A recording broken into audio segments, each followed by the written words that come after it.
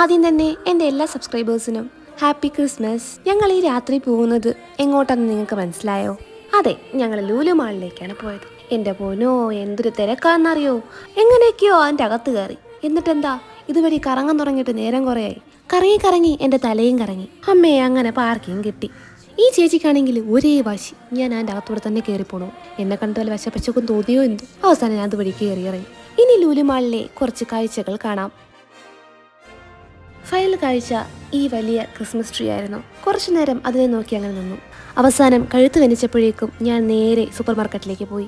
Super മാർക്കറ്റിൽ കയറി കുറച്ച് വെജിറ്റബിൾസും കാര്യങ്ങളൊക്കെ മേടിച്ചു. ഇത് ന്യൂജൻ ക്രിസ്മസ് ഫാദർ ആണെന്ന് തോന്നുന്നു.